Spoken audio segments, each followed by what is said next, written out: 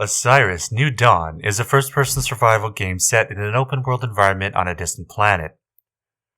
Players assume the role of a member of the Osiris expedition team sent to the planet to colonize it, but find themselves stranded and fighting for survival against various hostile alien creatures and environmental hazards. The game features single-player and multiplayer modes, base building, resource gathering, and craftsmanship elements, as well as the ability to upgrade equipment and vehicles. It was developed by Phoenix Fire Entertainment and was first made available in early access on September 29, 2015. It was released from early access on January 18, 2023 and not without controversy. Leaving early access and releasing the game officially is a business decision that developers make based on a variety of factors. Early access allows developers to release their games while they are still in development, so players can purchase and play the game while it's being finished. This can provide developers with a source of income to continue development and also get feedback from players, which can help them improve the game. However, Steam specifically states that early access is not a way to crowdfund development of your product, that it is worth the value of the current playable build. At some point, the game will be considered complete and ready for an official release. Developers will usually decide when to leave early access by evaluating a number of factors, such as the state of the game, the amount of feedback and bug reports they are receiving, and the financial situation of the development studio.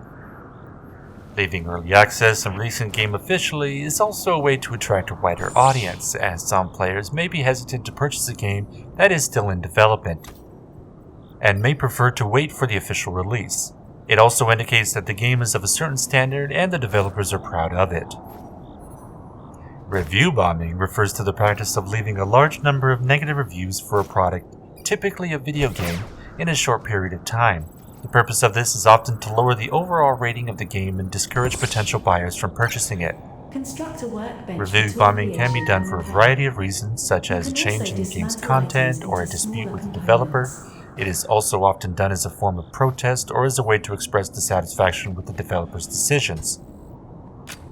Review bombing can be a controversial practice, as it can have a significant impact on the game's overall rating and can be used to target specific developers or games. The maintenance cycle for a game after its release typically includes a variety of tasks that are necessary to keep the game running smoothly and to address any issues that arise. Some of the main activities that are involved in this cycle include bug fixing. This involves identifying and fixing any bugs or glitches that are found in the game. This can include issues related to gameplay, graphics, or other technical problems. Content updates. This can include adding new content to the game, such as new levels, weapons, or characters, or making changes to existing content. Balance updates. This involves adjusting the balance of the game to ensure that it is fair and fun for all players. This can include adjusting the strength of weapons, the difficulty of enemies, or other gameplay elements. These activities can continue for a period of time after the game's release, depending on the game's popularity and the level of support provided by the developer. Some games receive regular updates and support for years after their initial release, while others may receive minimal support or none at all. Will Osiris New Dawn continue to receive updates? Only time will tell. If there hasn't been any patches 6 months to a year, I'd say it's a good indicator that the studio has moved on. Although that hasn't stopped some people from already assuming it has been completely abandoned. I've reached out to Phoenix Fire asking a specific question, and as of the time of this video, I have not yet received a response. Personally, I like this game, I like the artwork, I spent about 100 hours playing it in the past year. Assuming I'd give Cyberpunk an 8, scoring a 6, I'd probably give this game a 5. It's a small studio, and it's amazing what they've been able to accomplish. Game development is certainly hard. To keep things in perspective, 4 McDoubles and fries is more expensive than this video game. Hope you enjoyed this video.